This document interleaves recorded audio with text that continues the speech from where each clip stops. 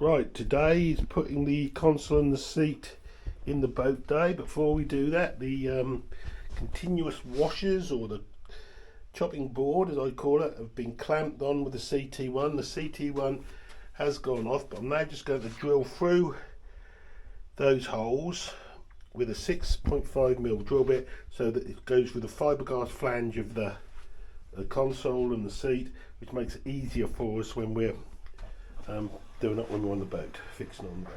So we've drilled all the holes for the fiberglass. You can see all the little bits of drillings. Now Herring doors, just going to hoover those off, and we can take the clips off and move it to the boat. Exciting. So the big put into the boat, which is in the tent. This is the route we've got to walk carrying it. Herring doors got a different coat on today. We're going to open up the tent. Birds are twittering again. Lovely signs of spring. Open at both ends, I think, get some condensation out of it.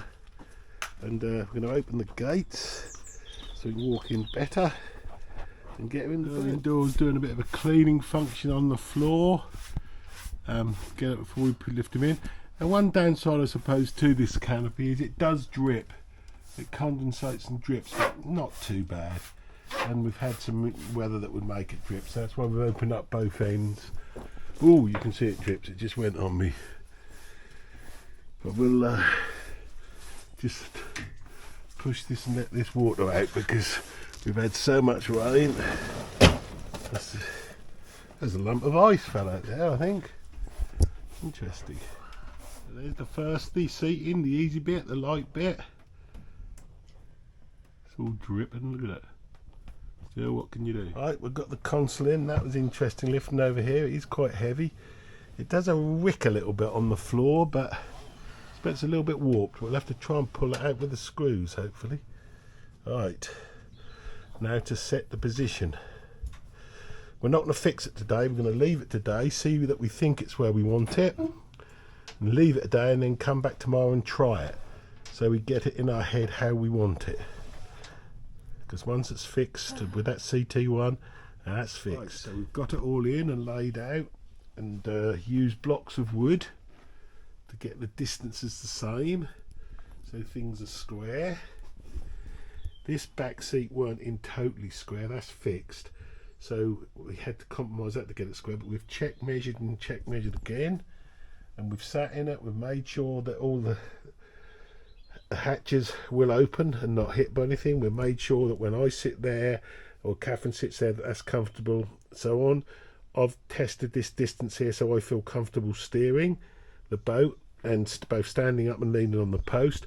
Nothing's fixed at the moment, so it's a bit tricky, although the rubber does hope to hold it. She's sat in both directions on here, and that seems comfortable, so I think we've got the dimensions how we like them, and it looks about right, if I'm honest with you.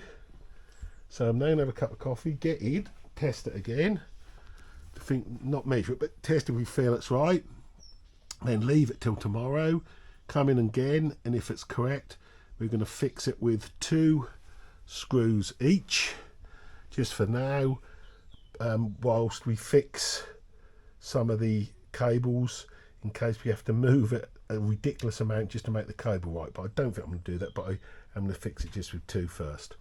So yeah, so relatively pleased with that. Right, more work on the rib today. Seems that rigging one of these is quite a bit more work than you think, but I am taking it slow, trying not to rush anything, which is most unlike me. And we've got the Ultraflex steering cable in, which we measured with a hose pipe, which bends similarly, so we've got that there. Comes out there, it needs a little bit of adjustment, goes to the engine, and I'm now fixing down with the nice soft tappers, which I had to get slightly longer. I had to use 45mm because you seem to lose some height in the various things that you do for some reason. Herring doors is back on the job, hoovering out, and then we're going to hairdryer a bit before we do the mastic, and the internal mastic, or CT1 we'll call it. So another day working on the rib. The weather's a bit better, or it is drizzly, and see if anybody can work out why I bought that, which was £2.39 delivered from Amazon. Used to be called plasticine, of course. Now it's called modelling clay, but I need that to do a job on the rib. See if you can work out what it is. Right, so it's fitting the floors in today in the petrol tank. Now hopefully the CT1's gone off, we can do like that. Not a bad day, although it isn't inspiring, I've got to say. Yep, so Owen Dawes is getting on, so we can try and get the floor into there, that's the front bit. These are the straps to hold the fuel tank.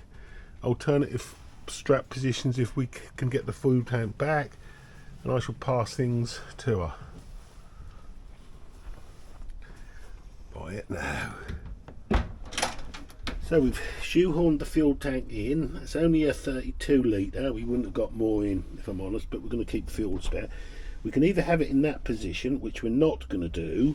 We can actually slide it forwards and have it there, because spare fuel can go in here, and it also gives us the ability, if we've got anything tall to put in here, we can, but we have to bear in mind that to refuel the boat, this big hatch has to come open like that, so it will be in the way, but we think forward is the best option. Right, still plenty to do on the rib. Now that the console are in, I'm dressing myself to running the various cables from the controllers and from the console back to the engine. Most of the electrical cable and the gear shift and throttle cables have to fit through that little grommet, and I'd like to know what order they go in, but I can't find that anywhere on the net. I've got a big thick one there to plug in. I've put the gauge wires in the correct ones. I've got the mains battery cables in. It's interesting, as ever, there's not a lot of space, and a lot of these cables come with a lot of spare length. So many wires in them, you wouldn't cut and resolder them, I don't think, and they might be used on a different length boat, so we'll probably have to hide those in the console. Right, moving forward. Right, the current bolts I've got the engine on were just temporary, something I had. I think they're A2 stainless. So at vast expense from Accu, I bought A4 stainless high tensile, which is A480, a nice A4 washer, a big fat rubber washer to go inside, normal washer, and then a nut to go on. If they're long enough, I'm going to put this on one of them, because that provides a route for me to put my cable for my bilge outlet and also the wire to the transducer, and at least it's something either to go through or put your little cable tie to. So I hope that's 100, because that would give me a strap enough to put on. If not, I'll use that one. And if you notice, those who understand will know that the temporary thing I was fixing on was that, which many would call a bolt. That's actually a set screw, because it's threaded all the way up. The new ones I've got, the A4, are bolts, only part threaded, and that's obviously not threaded. So when you put a bit of CT1 or Sikaflex in there, it will seal the hole better, and that's what I'm going to do now. And for this nut that's going on top of that nut, I've got a little bit of CT1 on the threads, just so this don't vibrate loose. This is not on there very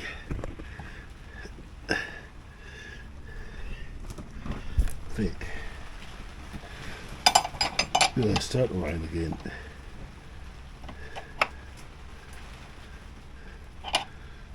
Right, good.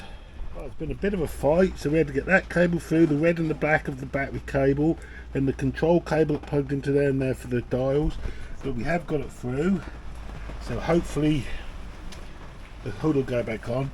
These cables need neating up, but unfortunately we're going to have a bit of spaghetti there, because some of those cables are just long, and I ain't going to cut and shorten them, and they can't go in the console. This is what it is, I think. That will be neater. There's a transducer that goes through there, and that will be fixed with a cable tie, and that did fix on nicely there. So if anybody wondered what the plasticine was for, $2.99 delivered from Amazon, this is what we're doing. We're putting it around there because we think that's where the seat buffer's on. Owen Dawes is doing a lovely job. Then we're going to put that on